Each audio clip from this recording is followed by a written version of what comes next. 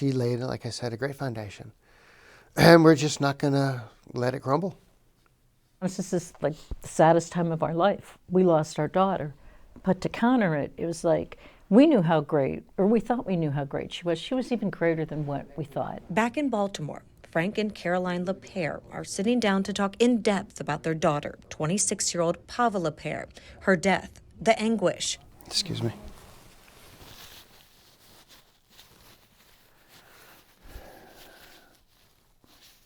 Push for justice and push for change. Fix the laws.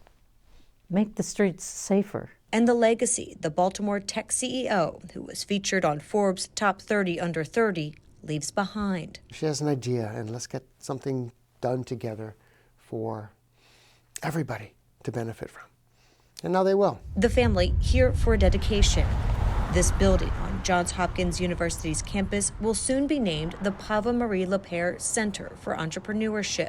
LaPere graduated from JHU with a degree in sociology back in 2019, and according to her parents, helped write the curriculum for aspiring entrepreneurs. This building, a space for them. Another representation of the legacy Pava leaves behind, her tech company, EcoMap Technologies, still operating after her death. It was numbing. Yeah, it's life-changing. And it, you know, I've heard that when you have a baby, you grow a new heart. Okay, when you have a death, you still have that heart. The parents, for the first time, taking us back to September of last year. It was the end of the weekend, and the parents who live across the country in Tucson, Arizona, hadn't heard from their daughter. She always calls on Sunday, and she didn't. And it's just not like her. So, somewhat ready for the call. You knew something was wrong. Just an intuition. Tossing and turning in bed, thinking, something's not right. Why didn't she call? Yeah, you just know. Something's not right.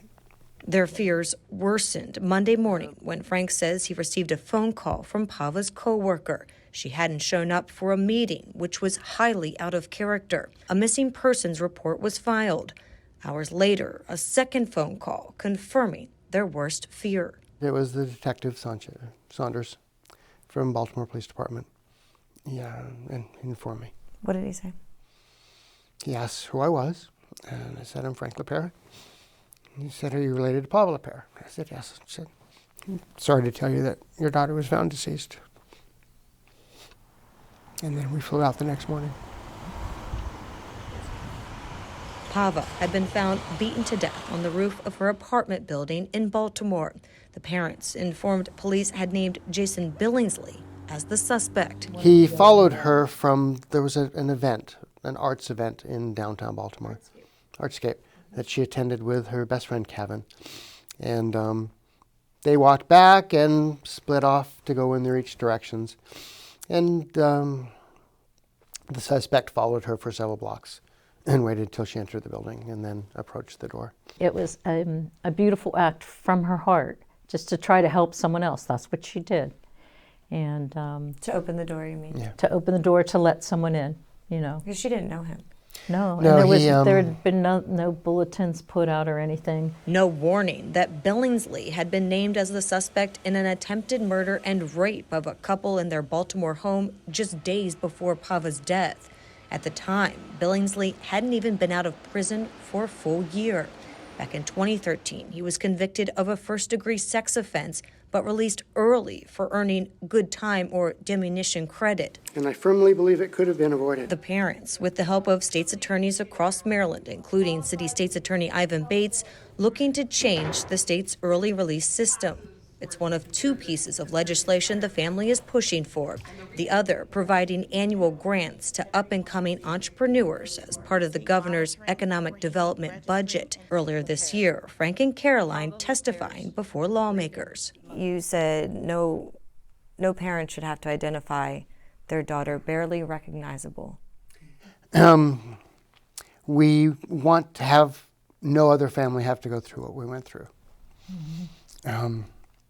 It was a very, very violent crime, and we're not here, and this act isn't here just for Pava. This suspect also is accused of raping and torture. assaulting and torturing 2 other young people 2 days before. And so this is for their families. And this is for every other family who buries a child too soon. Fighting for justice, change, and Pava's legacy. We've got a long time to go. The trial will be starting in 4 months, and we've got to be ready for that. And we'll be here for that every day.